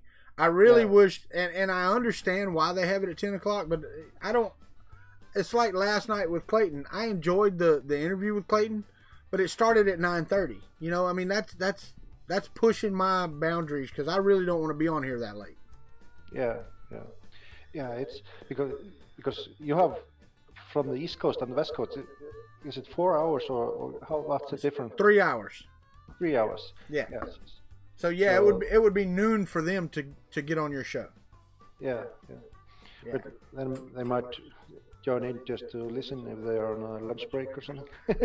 Well, and I'm set up at work. I can actually a lot of times I could have you playing on my tablet with my earphones in, and I can watch and listen, but I can't I can't stop and key stuff in. Yeah, that was like for your morning coffee on the weekdays. I was just listening in on my lunch break, basically. Yeah, right. That's exactly right. Yeah, no. So I had the YouTube just in the background.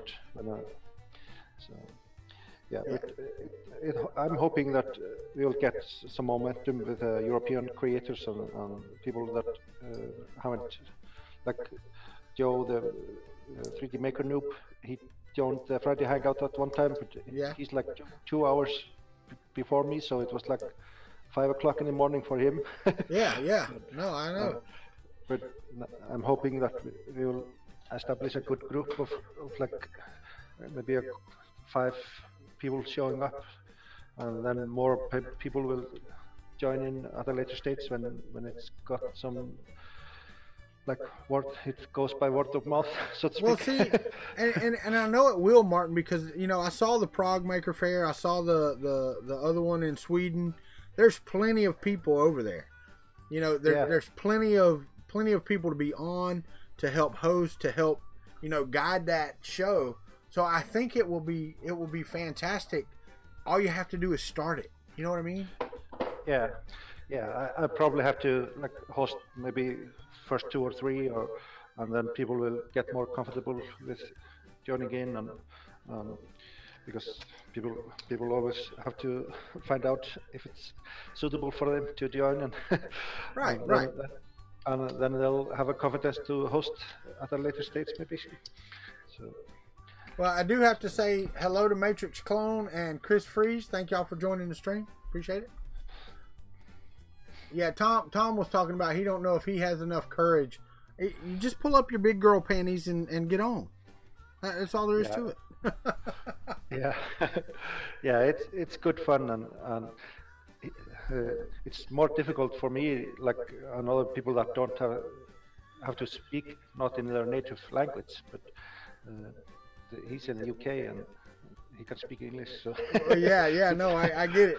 And it really aggravates me, Martin, when I see the comments on your videos or something that's like, why don't you speak English? Well, because I'm not English. That's not what I speak. I'm doing this for you. Shut up. I get those comments sometimes, and I try not to have them bother me, but sometimes they do when people say, I can't understand anything you say, blah blah blah. Right. I'm trying my best. No, and don't get me wrong. Sometimes I have to listen close, Martin. I'm not gonna lie, but I'm not gonna knock you for it. If I tried to speak Icelandic, you wouldn't understand a damn thing I said. It goes both ways. Exactly. Yeah. Filament Frenzy said he's got his big girl panties pulled up, so he'll be there. Yeah, excellent. But I just wanted to jump in for a second because I didn't know if Poots had mentioned the hangout tomorrow of this subject, and I see there's someone in the queue, Lama. Yeah, he's still in the queue. I don't think he's looking to get back on. But if anybody else wants to jump in, we got about 8 minutes before I cut off the phone lines. But Martin, thank you for being here, brother. Yeah, it was good fun. So be here next week because we're going to do the call-in Thursdays every time, and we'll talk about for most definitely because next week is the new European, right? Not this week, but next week. Yeah. So we'll definitely talk about it then as well, okay? Yeah. That will be good. So, yeah, I'll see you around. All right, man. Thank you. Appreciate it. Yeah. Bye-bye. All right. Thanks to everybody. If anybody, it's all right, Tom. Not a problem. If anybody else wants to jump in, we got 7 more minutes here till 45. And if not, that's cool too. We've actually talked about some really good subjects today, though. The Kickstarters for Kodama. We talked about the I forgot the name of the damn software now. Tom Sandlater's video. I don't even know what that means. Chris Freeze, thank you, or maybe not. Thank you. And what's up, David Olson? And thank you for watching, my friend. Thank you very much for watching. I do appreciate it. So, but we've Onshape. That's it, Colin. CRS. But that's good day. I could have figured that out if I'd have thought about it, but it's kind of like Guten Tag, right? Or Guten Abend or whatever. I know a little bit of German, a very little bit. But we've talked about some good subjects, some very good subjects. The interviews are going well. I'm waiting. I've got one that's supposed to be on next week, but I don't know yet. Later, show them. Have a great night, my friend. And I'm sorry that I hadn't been, as full in the chat as I am. When people are on the phone, I want to, give the respect that they are. Yeah, that's a little too close here in these States. I guess that would be night. I'm not going to show that, but I guess that would be night. Chris Freeze. What's up, Lightspeed? How are you? And Martin's not on the phone anymore, so I'm gonna hide the live button here. But all right, guys, y'all know how to support the channel. The links are below. Click, blah, blah, blah, blah. Like, subscribe, hit that thumbs up. You know what it is. I'm not leaving yet, Lightspeed. Not leaving yet. Martin got off the phone right before you jumped on here, buddy. You're welcome to jump in, though. We got 5 minutes. Just missed him dancing. That's right. You have to go back and watch the whole video to see it. So, what do y'all think about the call-in Thursdays? You like these? Not? I mean,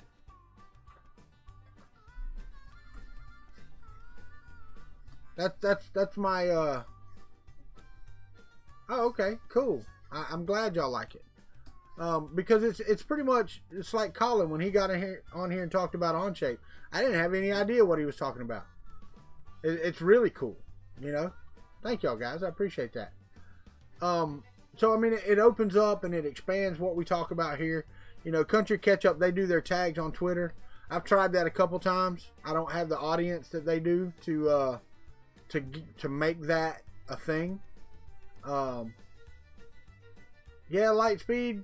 Are you using the paid version or the free version?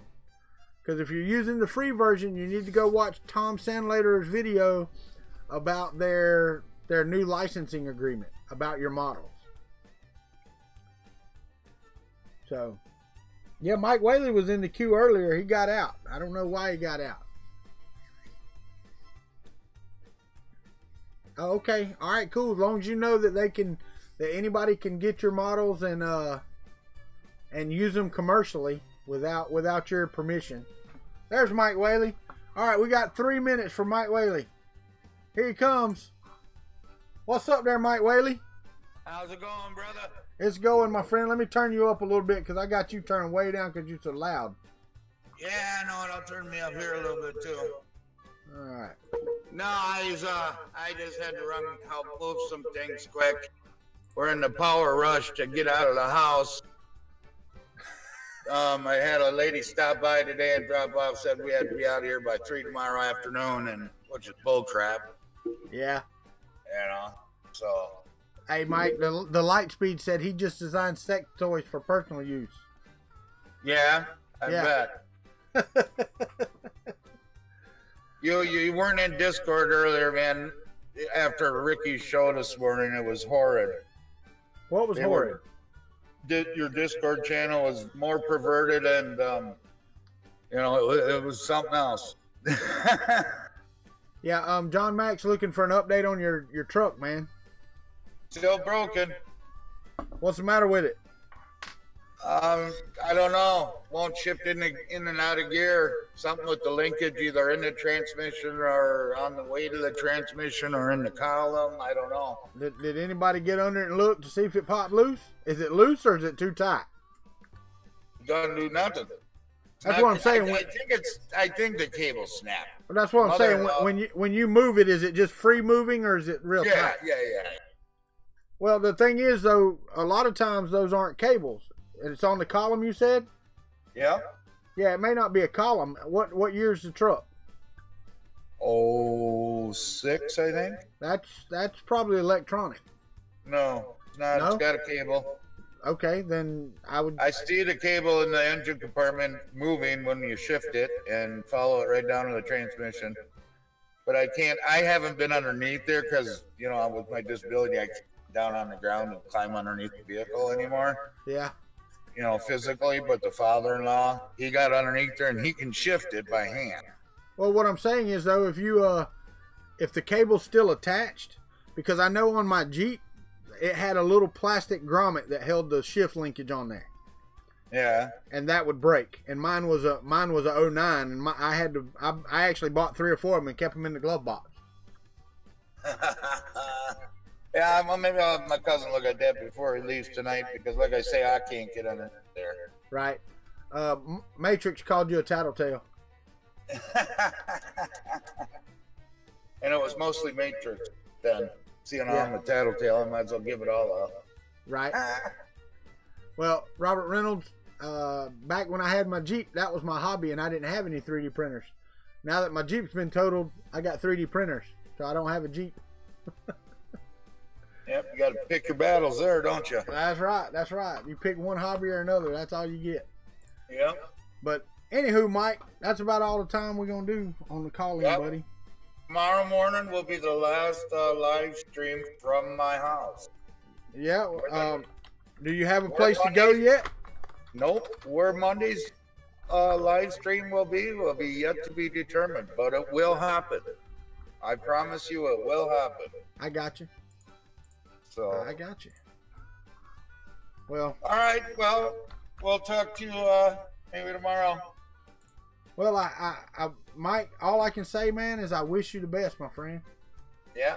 Well, we'll get it figured out one way or another. If I don't see you in the morning, because sometimes I don't, you know. Yeah. I hope you have a great stream, and we'll see you the next time. All righty. All right, brother. Bye. Later. All right, guys. Let me hang up my Discord. Thank you, David Olson. Are you leaving? You have a great evening too, or somebody else leaving? Print a Jeep. Print a new Jeep. That would be good. Anywho.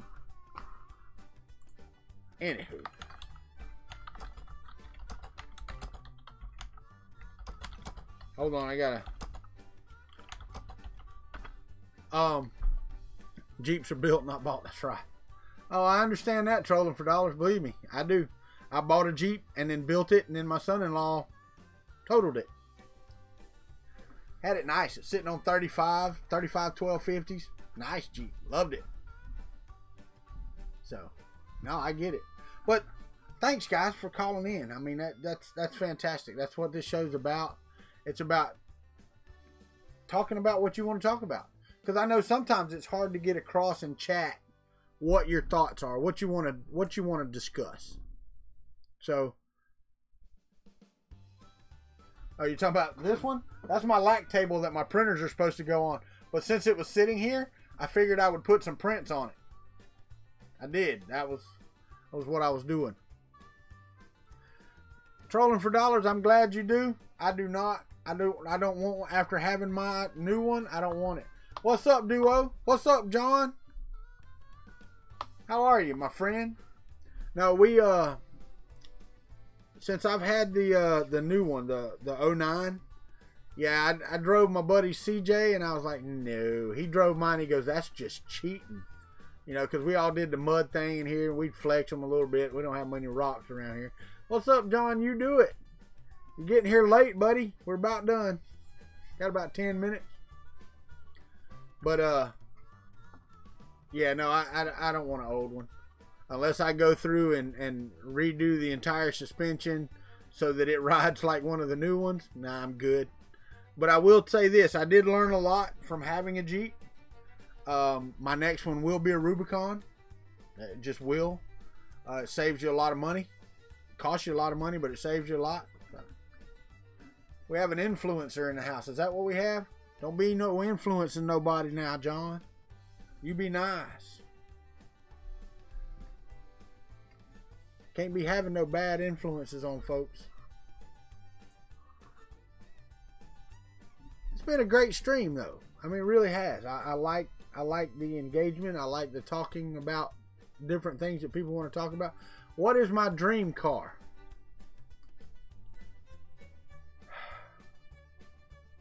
My dream car would be a newer model 4-wheel drive truck that's lifted up enough to run 35s with a V8, had AC and everything in it. That would be my dream car. Because, and I don't want a stick shift anymore. My Jeep was a stick shift, and I swore I'd never buy another one. Yeah, no, I'm at least 35s. A lot of people run 38s, but 38s are a little big and bad on gas. But you know, running a newer model truck, I'd say 2015 or newer, 4x4, fully loaded with you know, AC and all the GPS and everything. My wife wants a candy apple red convertible Corvette, but she wants the old one now. She wants the 78 Stingray. Nah, I think she likes the 80s models better. I like the Stingrays better. But I've got a set of 535s that were on my Jeep. Yep, Mega Ram's pretty cool. Yeah, and I'm not going to sit here and go, well, I want a Ford or I want a Chevy or I want a Dodge. I'm not going to sit here and say that. I'm not loyal to one or the other, you know.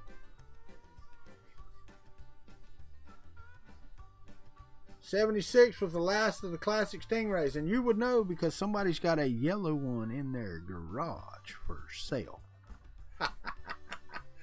Yeah, brother, unless you're taking $1 a month payments, yeah, it's not going to be mine. $5, Fernando. $5. I got $5. $5. Well, Lambo Mercy. Yeah. No, I'll tell you, I mean, and Glenn can probably attest to this as he drives around. Down here where we live, they'll take that Mercedes-Benz or a Lamborghini and they'll put it on a four-wheel drive chassis and they will drive that. Like that. I have seen a Corvette on 44s. So, yeah, they will do that type of stuff here. I'm not that way. I want something that if I have to have it to go in the woods, I can.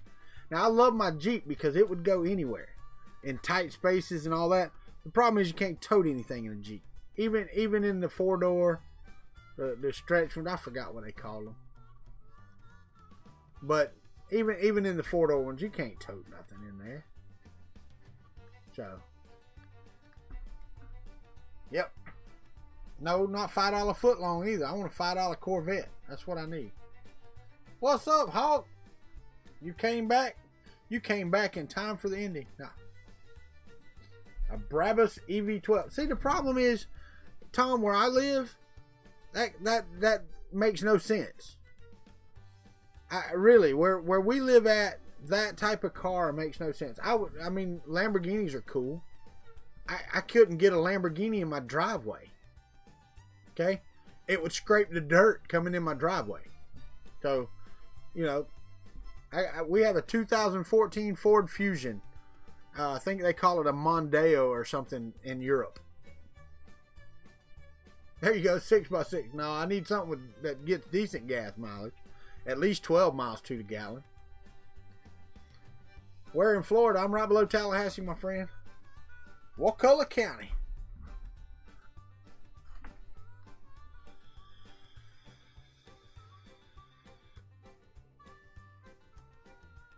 You got a 16 Fusion? I hear you.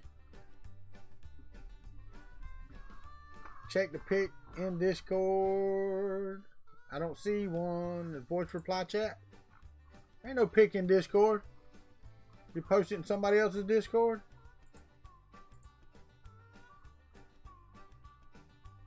I don't have a picture. There's no picture. Must be uploading something.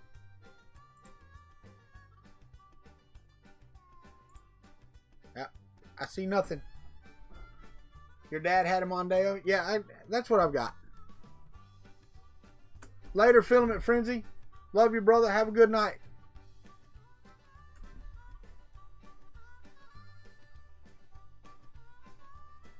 I bet you do, John Mack. I do not. I don't like yours or anybody else's Prius. There, we got a voice reply chat. I bet that's from Fernando Pena. Woo! Yours look like Fun Kings, except his is older. His is so much older.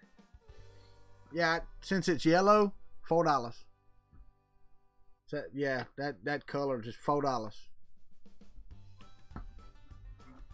No, I don't hate Priuses. I do not. It's not a car for me. I actually test drove one when we got the Fusion. I actually thought about it. Thought about getting one. Got in it, drove it. My wife didn't like it. I didn't like it either. No, I could use it for the gas mileage. Chris Freeze, I'll take one if you want to get me one. Night, Tom. That's nice, Fernando. That is nice, man. I just can't do the yellow. Glenn would love that. That's a Fun King yellow Corvette like he's got. So, I don't mind talking cars. I need a lawnmower. I don't need a car. I need a lawnmower. And I need the AC in my truck fixed. Dude, you can have your Nissan Leaf too. That's like a Chevy Volt. You can have that too. You're welcome, Hawk. Are you leaving me too, my friend? If you are, that's cool. I'm not trying to make you stay. I know it's late over there. A GTR. I hear you.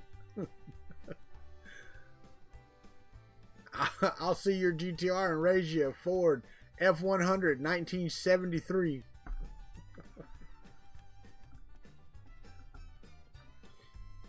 I don't want no Nissan Leaf. You don't want no Tesla Model S. Oh, okay, buddy. Thanks for being here. I do. I want a nice truck is what I want. You know. One of these days I'll get me one. Need a lawnmower first. Carl sold my lawnmower. Carl ain't even here no more.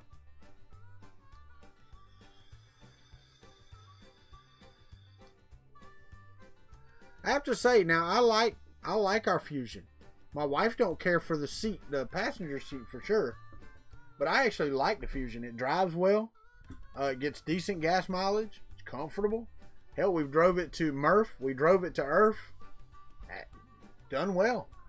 Oh, there you are. Sold my lawnmower. I'm coming to see you. No, not really. I'm not coming to Pennsylvania anytime soon. Unless they send me there on business, and I don't see that happening no time in the next day or two.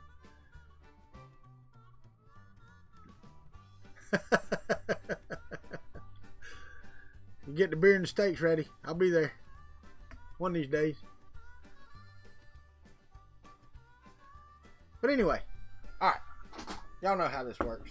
I think I'm about out of time. Am I about out of time? I am. I got about 30 seconds. New York. I am not coming to New York Maker Faire. No. I may be at Orlando Maker Faire. Maybe. If my wife wants to go to Orlando that weekend. That's exactly what that'll be.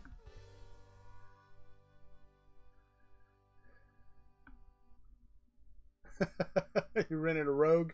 Yeah, I think next year for Murph we're gonna rent a like a Dodge Caravan or something, a minivan to go. So, but guys, that's the end of the stream. You know how this works. Take care of each other, treat each other with respect. Have a great night, a great day, a great morning.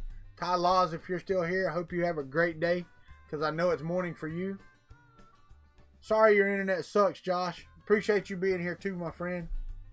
Looking forward to the next alien box. You notice I'm starting my collection back here like Glenn does his. My boxes are stacking up. Showing you off back here.